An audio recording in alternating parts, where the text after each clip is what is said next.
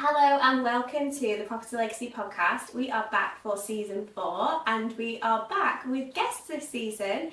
So we are joined today by Peter Baker. Hi everyone, UK. And we are here at an incredible showroom space that he works from, and we're here to talk all about furnishing properties as a landlord for any types of strategy. So we're really excited to have a chat with him today, and just from a landlord perspective as well, to see what's out there and how you can work with companies and furnish your properties as well. So Pete, tell us about yourself, how you got, because you've got a huge amount of experience in property. So how did you get that experience, and then how did you come into Property Furnished? So for me, I didn't go through this normal route that people go down where they go to university, get the degrees and then go from there into corporate life.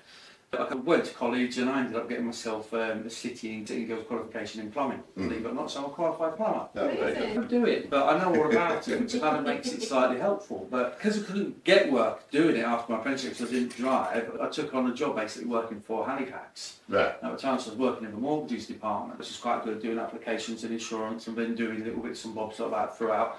But it got to a certain stage where they ended up merged with Bank of Scotland and made loads of positions redundant. And a pal of mine said, I've just gone into a estate agency, you would absolutely love it. So within about a month, I found myself working in an estate agent's office, starting off making tea for a guy that makes coffee, washing the cars, just learning the ropes from day one. And that kind of grew and evolved, and then very quickly I was getting more and more into it, and I was doing residential sales, doing viewings. And then it just kind of grew and mustered and mothballed, and I was still in London working out there when it came to the Russell Square bombings, which were absolutely horrendous at the time. And having all the buses rocking up outside the offices, bringing off people, treating them, it was, I think, probably one of the things that just tipped me over the edge to move away from that London scene. I spent my years there, it was really good, really busy. That your working day feels like it's 24 hours long when it probably isn't. But I then moved into lettings, into Essex, and I did lettings and worked for a lovely company. The guy was just getting close to retirement, and he's like, I need a protege. I need someone who I can teach the ins and outs of. He was absolutely fantastic. From a mentor aspect, it is really rare to actually do a job and have a mentor while you're doing the job. So obviously now, I didn't realise then what I now know about the power of having a good mentor and how that's important to progress your career. But I listened, got 2 of these and 1 of those, and that was it. I just listened, did really well. I ended up moving up to Manchester. Now, when I moved to Manchester, I got a lovely little position running a letting office in the Northern Quarter, and at the time it was great because the Northern Quarter was down south for like 10 years beforehand. It was a little bit more chilled out, a little bit nice. It was nice and vibrant, and the prices were really good. You come from a situation where you're paying £850 for a 1-bedroom apartment, and you come up to Manchester and it's $425. Any more though? Oh, tell me about it. But that's progress. That's what we're all here for. And I literally walked into the office on the first day. I'd spilt my coffee down my shirt on the way in because I was like rushing around and didn't want to be late. Walked into the office on the front day. And there's a couple of girls in the office and 1 lad sat there. Who's the guy I work for now? Right. And I literally just kind of got in, hit it off with him straight away, and we had a really good vibe going on. And he ended up moving away from that position, and then eventually I moved on to a different role, a different company, which was quite good, and then moved up to Lancaster. Right. And then I was doing, by this point, I'm doing branch manager roles, I'm doing listing roles, I'm doing valuer roles, I'm doing training roles. I'm then doing things where I start moving into the upper end of the market, working for companies such as Fine & Country and things like that, which is absolutely fabulous. So I kind of get to a point where I've seen it all and done it all. I'm not saying you can't teach me anything, because that would be naive. But when you get to a certain point where you've had that time-served period where you get all the way through, and it's 23 years in the industry of seeing and doing so many different things and meeting so many different people. And I remember when the HIPs came in, and the only thing that's left from that is your EPC. And that was a nightmare at the time as an agent dealing with that. But it's kind of all those things that you see, and nothing really over time changes in the processes. It's more about the legislation, isn't it? It's more about the buying trends, it's more about the appetite for investors, the investment vehicles. Keeping up with all the regulation changes. That's it, and that is probably one of the toughest things. Absolutely one of the toughest things. So, from my point of view, I was James, who I work for now, for Your Property Furnished. He had gone off on a tangent and left the estate agency and started working for a company who did furniture. Right. And over time, but obviously always stayed in touch with good golf buddies and this, that and the other. And it got to a point where I said, you know what, I want to change. I've got a good 20, 25 years work left in me. I want a change. I don't want to spend my whole life in the same industry. It served me well. I've got a great contact base. I've got a great bit of knowledge that I can use and take forward into the next arena. But what is that? It's just fitted into it really well. Just speaking with landlords is second nature. Speaking to investors is good. I understand the language. And I think that's so important. Well, if you're going to be dealing in that sort of arena, you need to completely understand what sort of information you're being given and then respond to it accordingly and give the right sort of service. So yeah, it's how it's brought me here to this point. and thankfully, I absolutely love it. I wish I'd done it years ago. Yeah, but you wouldn't know everything now. Then, you know what I mean? You just have to take it one step at a time. It's like everything, to get to this point today, you've had to go and do so many different things and then brought you. At that point, your boss is at the point to take somebody on, and you're at the point too, so that's good. So, with all your estate agency background, do you actually invest in property? So I don't invest in property as such because I do invest, but I invest in people. No. So I don't want to call myself an angel investor because that would sound a little bit like, oh, when sat with that with loads of money under the bed. He's not a hassle baker. See, network. For purposes, not for going after. I haven't got a big problem now. But yeah, then money to people to kind of help them complete projects. So it's like, yes, I invest in property industry, but not in property directly. Obviously, I own my own home and I've got it below market value and used all the things that I learned throughout time to make sure we got a good deal on it. But no, I'm very much a sort of person where I like to see others be successful, and if I can help out along the way and get some money without having to deal with quantity surveyors, solicitors, mortgage people like that, then I'm very happy. The ups and downs. And I know you obviously, a massive part of what you do is networking. And how important do you think networking is for the property industry as a whole? You know what, I think the property industry would, I'd never say it would be on its knees, but it wouldn't have progressed the way that it has over the last 10 years, especially if it wasn't for the sake of property networking. Because the power of property networking is something where anyone who's looking to start off in a particular industry, years ago you had to go and work within that industry with people to learn how to do things. And now you can put yourself out there, join a community and go and actually sit with them and learn as you go and then create a network and grow. That opportunity should have been around. Well, I think property networking events should have been started a lot longer, years and years and years ago. Yeah. Without that, I don't think there'd be as many entrepreneurs and investors in the marketplace now as there was in the past. Because I think all self-help books and all those kind of things that people read never mentions networking because they're done 20 years ago. Most books out there, Rich Dad Poor Dad, it's been out for quite a while. Yeah. So their advice is to go and get a job within that industry to learn and then start investing. So it's really good that we can have these events literally more or less every night around the country. There's one going on somewhere and you can meet new people because that's how we met, that's how we get to know most of our investors, most of our students, most of everybody we meet is through networking. Our last property event in Blackpool last month, a young lad came and he was like, oh, I bought my ticket this morning. He said, I found your podcast on YouTube, that's how he found us. And he was like, I want to learn from people that are just normal people that have done it. So he just turned up. We were like, alright. So that's a real powerful thing as well. But one thing that I find really funny, when I first started doing property networking, when we first started this podcast, I will always hold my hands up and be like, I don't know much about what I'm learning. That's the whole reason why we made this podcast. Yeah. And we were at our event last month, and I was sat round, and there was 7 people asking me questions, and I realised that they were looking at me as an authority figure that knew. Words are coming out your mouth, and you're thinking, oh my god, I actually know what I'm talking about here. And they were all looking at me and asking me questions. Well, no, you can't actually do that in Blackpool, but you can do it in this area. And I was just like, what is going on here? The big HMO question. It's powerful though, just when you put people in a room, how much you can actually learn from people over that time. And then the relationships that you build from it too. But I was like, look at me. Everyone thinks I know the most in the room, which is crazy. You know what, though? I think personally, right, so the property industry, when you're in a networking environment, and I say this to a lot of people, how many times at a networking event have you heard the word no? No conversation starts or ends with the word no. Because if you put yourself out there and make the effort to go and learn and educate yourself, everyone's there willing to help and support. I don't know another industry out there where people are willing to do that and prop up their fellow person. It wouldn't happen with estate agents, would it? Oh, crikey. You wouldn't help the estate agent 2 doors down, would you? Oh, no. I tell you what, when I was a letting agent, I was doing HMOs, there was a rival agent who was just coming through the ranks starting his own agency, and he was literally public enemy number 1 to me. Anything that was taken off me, I was like, now one of my best customers. Change of perspective, exactly. So it reads that part to it massively. But property industry being what it is, everyone wants to help each other strive and survive. Well, I found that even when people are doing a deal sourcing, somebody will have a deal, somebody will have an investor, and they'll work together. They don't. It's not a case of, I'm not going to talk to you because you want my investor. And it's so open to that cross collaboration to work together to get to that end goal. Because let's face it, the more people you talk to a network, and the bigger your network becomes, and your net worth increases with the size of your network. No, it's exactly right. At the end of the day, JV doing a joint venture with somebody, you might not have the time to do things. You might have the money, but they might have the skills. It's like marrying all of those things together.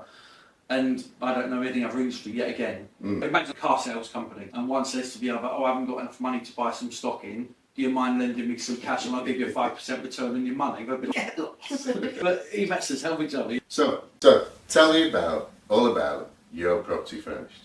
Yeah, cool. So we supply nationally, so to the service accommodation, HMO, buy-to-let industry on a basis. Now, we don't just do those, we do a lot of social housing, we do apart hotels, provide some care homes, we do a lot of emergency housing, crisis housing and stuff like that. So it's really a nice round fixture. If you're in the property environment whatsoever and you need furniture for any sort of project, you come and have a chat with us about what you need. Now, the sort of things that we can do and supply is anything from a teaspoon to a zip-link bed. You know, we look around the distribution centre before. Yeah. There's so many things that are just sat there, but like anything, that's just the tip of the iceberg. Yeah. There's some things that you don't see. But essentially, we give you a nation and we supply, we deliver, and we install absolutely everything. Right. One of the things we were looking around the warehouse that I find really interesting is all your furniture's built. It doesn't come to them flat packed. No, yeah, absolutely. For people that don't have a lot of time, is amazing. More confidence. Yeah, more confidence to do it. Because say we've got a service accommodation, we've got to kit the whole thing out, or let's do an IKEA run, and you come home with all the boxes and you just think, this is going to take me about 2 weeks to build all this stuff.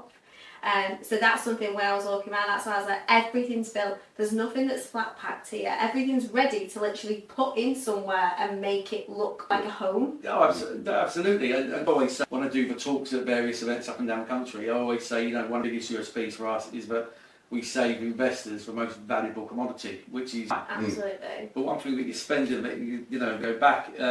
It's like how many times have you literally... first of all, though, it's not just like you get the flat pack, you've got to actually be competent enough to build it without breaking it in the first place, right?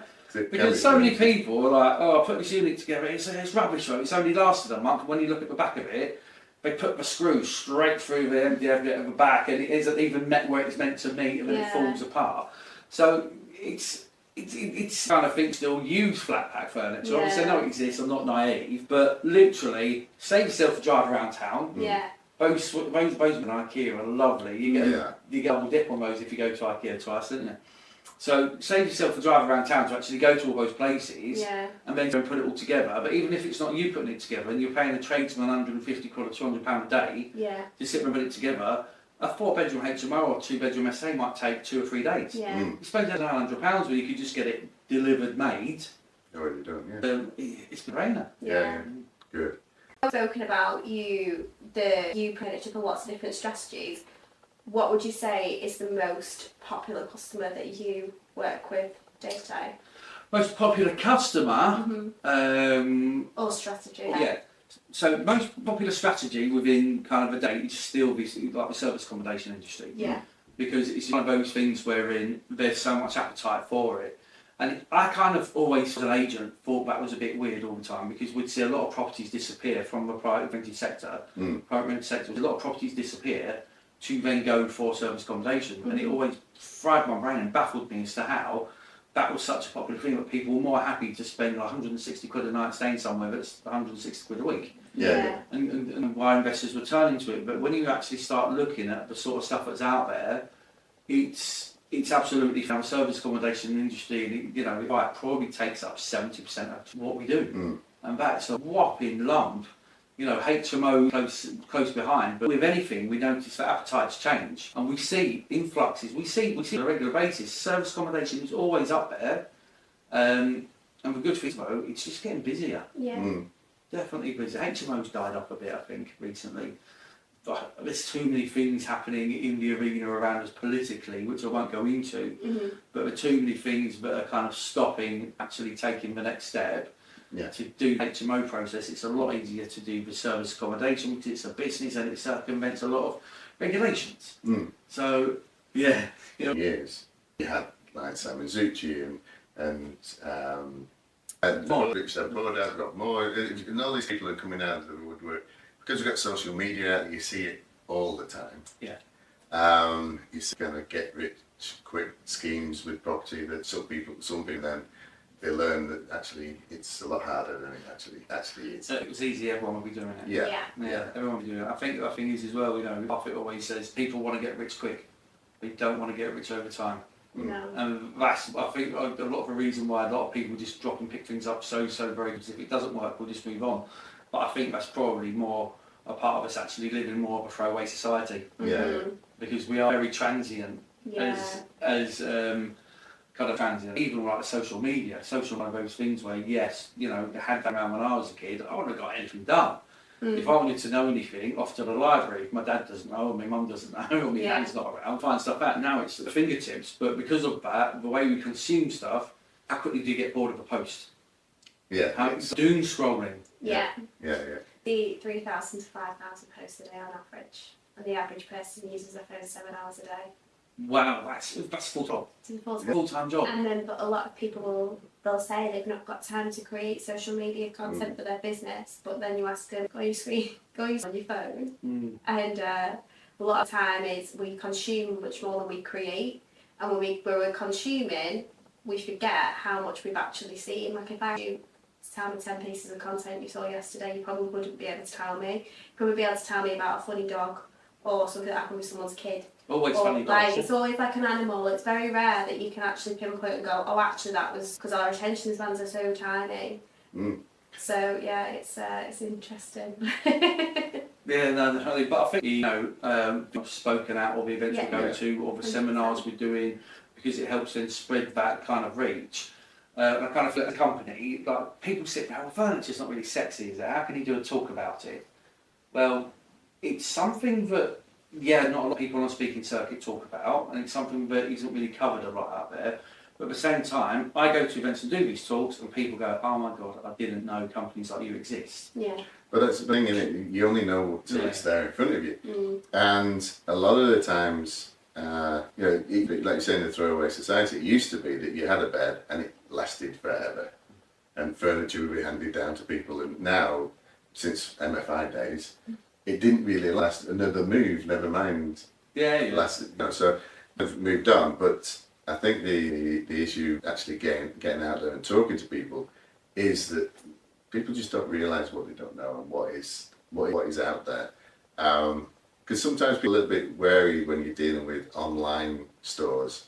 You don't know what you're actually going to get. Absolutely, which is why having this here. It's amazing. It's an asset to have.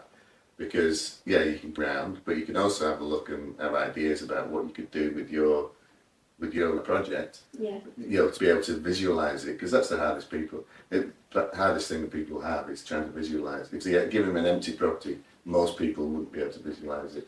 I think kind of homes. And we do those sort of packs where we go and we stage homes for developers, because they kind of look at a big open space and like, people cannot. And even from my estate agency days. I used to go in, and the best buyers I ever had were people that went in and went, oh my God, amazing, we can have the settee there, we can have that laid out there, we've got the console there, that'd be beautiful in the afternoon. They were the best buyers because they had that vision, but probably only 5% of them came across. I remember going to be in my house and there was like a alcove in the living room, and the decoration of the house was awful. He's taught me from day one, you just look at the space, don't look at everything in there. And I remember just walking in the room, the first thing I thought was, my Christmas tree will go there. And now this is like a part of my house where the Christmas tree is only there for like probably about 6 weeks of the year. Maybe sometimes put it up at like 6 weeks. I have a small child, Oh, in the right, house, sorry. It's very exciting. So I usually put it up like mid-November. But then the rest of the year, it's just like I have stuff that I can easily move out of the way, but that always was like, that's where my Christmas tree is going to go. But it's dead important though. You have to be able to visualise yourself in space.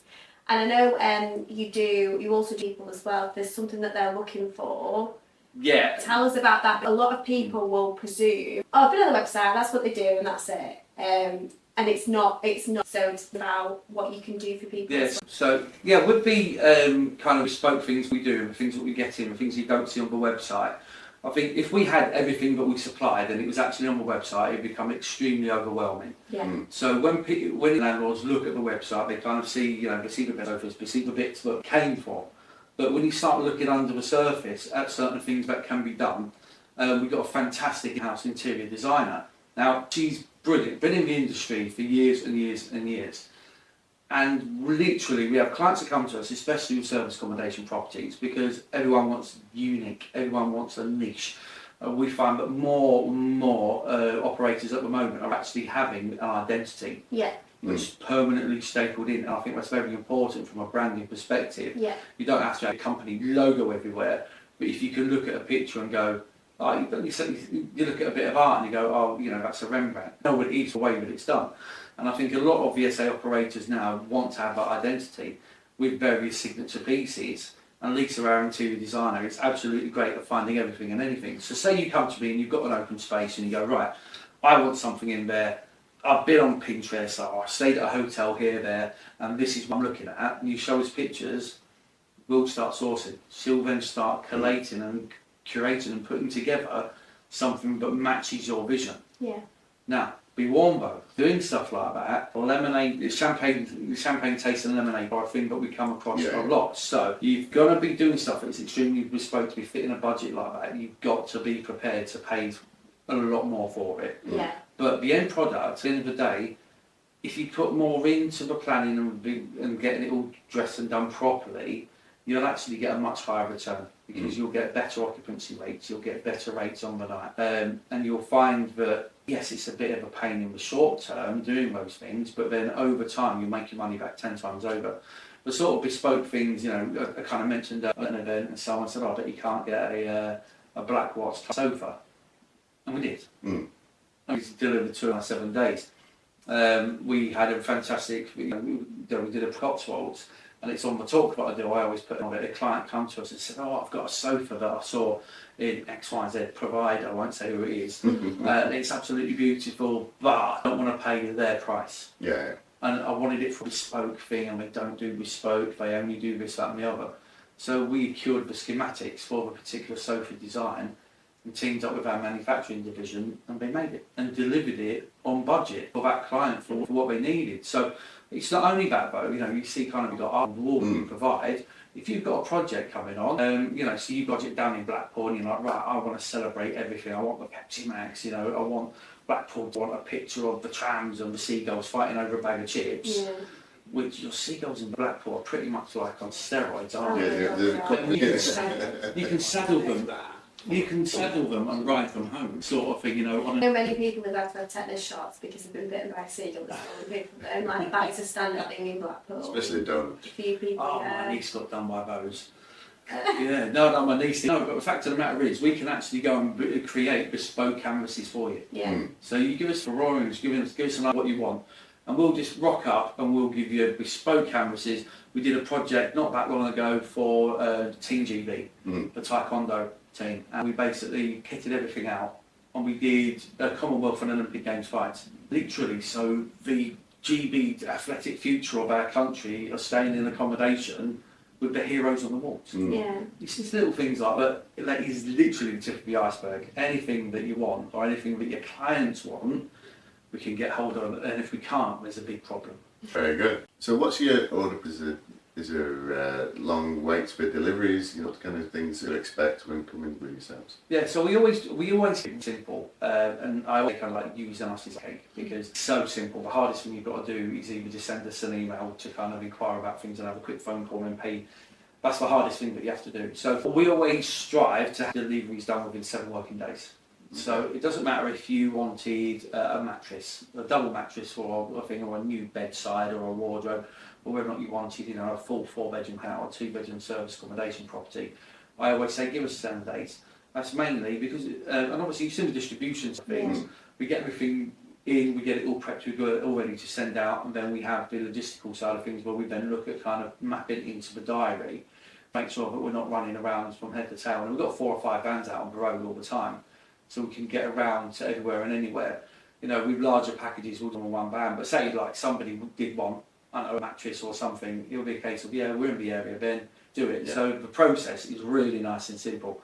Just get hold of us, phone call, email, we'll go some bits with you, send you some visualisations, we'll get a quote, and if you're happy with it, we'll then get it done. Now, if you do large projects, and we've got a van rocking by or nearby, before your delivery, we'll actually go in and have a look at the property. Right, okay. Because it's amazing the amount of times wherein a client says, it'll be done, come and deliver it. The van rocks up on the Friday before just to see what things are like, and just have a bit of a final measure up, because a lot of people measure wall to wall, we need skirting board, so little bits like and what we generally find, there's no glass on the walls.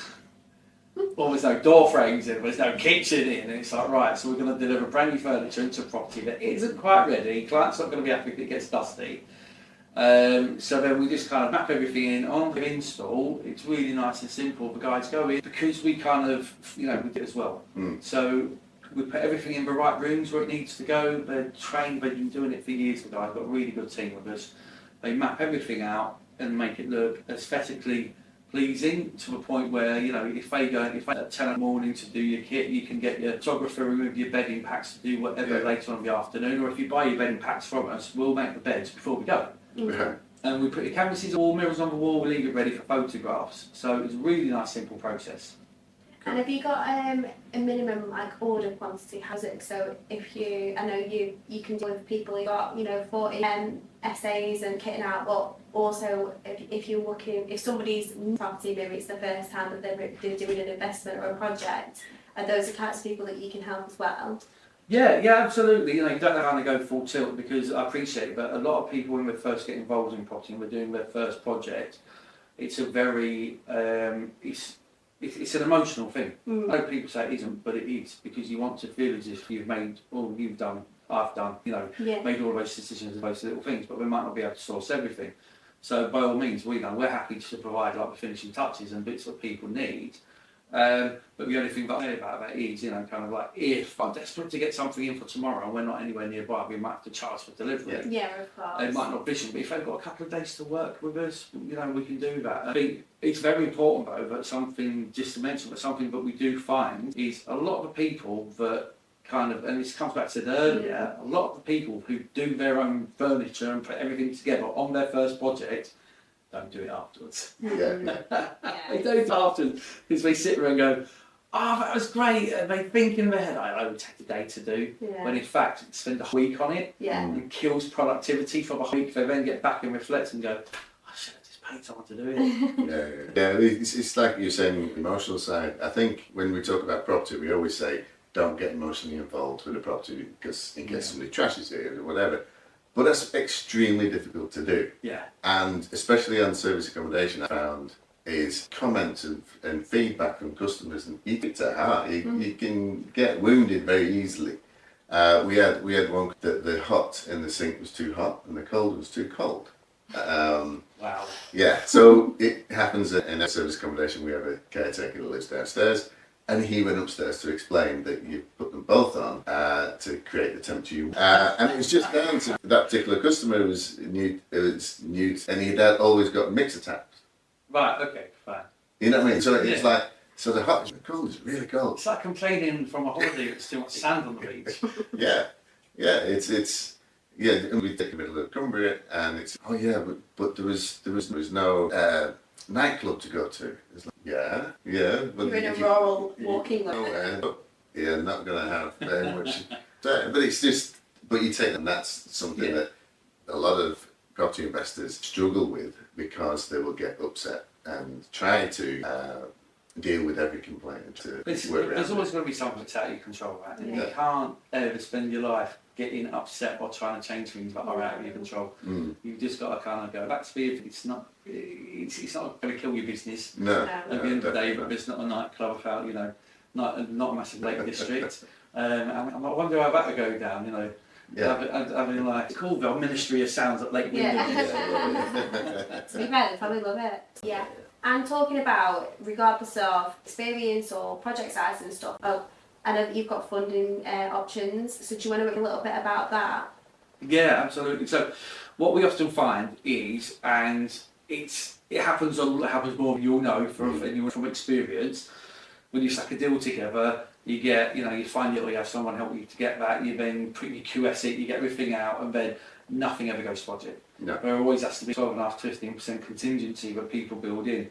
And everyone has the idea of brilliant, you know, they put so much build in making sure it's all right. They get to the end and they're like, that £5 or £6 budget they had to do the furniture then becomes like 700 quid. And it's like, damn, don't really want to do that thing where you're then kind of like considering the option of charity shops or other places to get stuff in and then try and dress it up. Because it just takes on, completely devalues the whole, you know, the whole thing. It's like a brand new Mercedes Benz.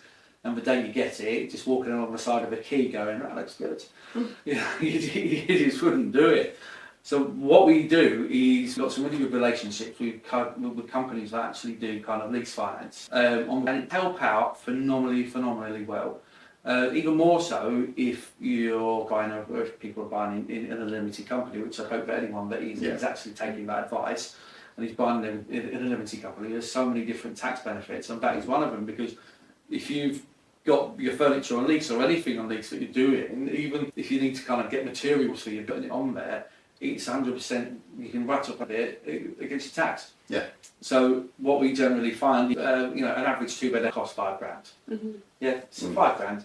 Down the lease finance route, you'll get your £5,000 after fees. It works out around about £6, so just under 7. And people go, I don't really want to be paying that extra £2,000 just for that facility. But you've only got 10% of that money now to actually do that whole project. So you need to think about it.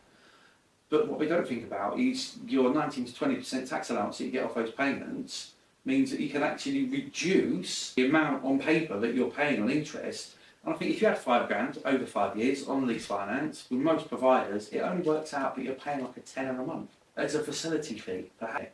Because the other 1,400 quid, you've actually got back in forms of a tax rebate. And it's insane. But for anything, for smaller projects or larger projects, you know, we had one, a little chap come to us and he's like, I'm definitely going to have it because I've just scored the biggest deal of my life.